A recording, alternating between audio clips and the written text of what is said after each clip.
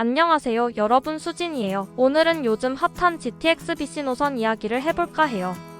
요즘 뉴스에서 자주 나오는 얘기인데 공사비 폭등 때문에 일정이 늦어진다는 소식 들으셨죠?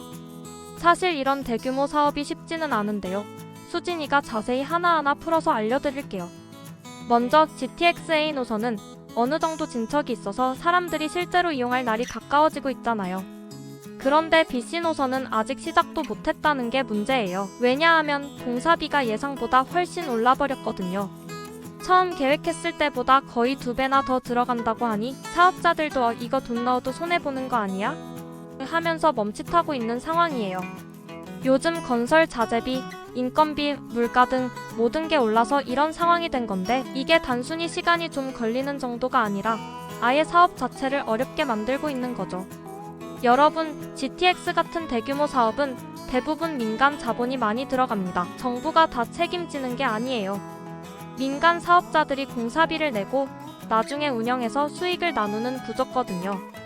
그런데 공사비는 뛰고 수익은 불확실하니 누가 나서서 돈을 넣고 싶겠어요?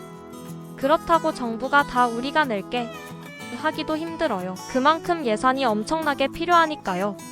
그래서 이 문제를 해결하기 위해 여기저기서 논의 중인데 아직까지는 뾰족한 수가 없는 상태랍니다. 그럼 이런 상황이 부동산 시장에 어떤 영향을 미칠까요? 사실 GTX 노선이 발표되면서 주변 지역의 집값이 크게 올랐던 건 다들 아시죠? 왜냐하면 GTX는 출퇴근 시간을 확 줄여주는 마법 같은 존재니까요. 서울 도심까지 1시간이 걸리던 거리가 20분에서 30분으로 단축된다니 당연히 사람들은 기대를 하게 되죠. 그래서 GTX BC 노선 주변 지역의 집값도 기대감으로 껑충 뛰었어요. 그런데 지금 상황이 어떻게 됐냐면요. 공사가 늦어진다는 소식이 퍼지면서 그 기대감이 무너지고 있는 거예요.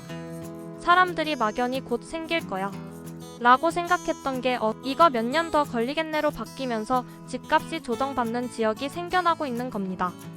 특히 BC 노선 같은 경우 아직 공사가 시작도 안 된 곳이 많아서 이런 불확실성이 더 크게 작용하는 거죠. 그럼 GTX BC 노선이 정말 취소될 가능성이 있을까요?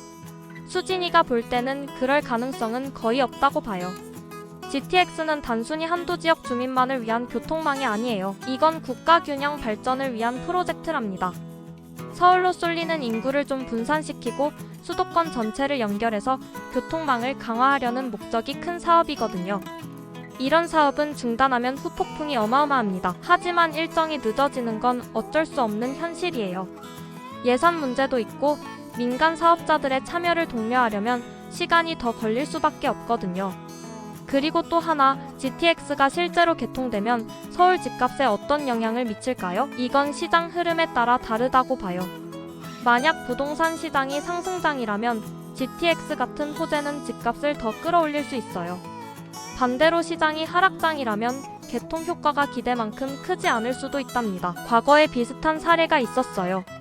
2012년 지하철 7호선이 부천으로 연장됐을 때도 시장이 하락장이어서 집값이 오히려 떨어진 경우가 있었거든요. 그러니 GTX가 집값에 미칠 영향은 시장 상황에 따라 달라질 거예요. 여러분, 지금 부동산 시장은 전반적으로 조정기라 GTX 호재가 예전만큼 강하게 작용하지는 않을 수 있어요. 하지만 GTX는 장기적으로 보면 분명히 긍정적인 효과를 가져올 거예요. 다만 일정이 늦어질 가능성이 크니 너무 조급하게 생각하지 마시고 현재 상황을 냉정히 판단해서 내 집 마련 계획을 세우시는 게 중요합니다. 오늘도 수진이랑 끝까지 함께 해주셔서 감사드려요. 여러분, 다음 시간에 또 만나요.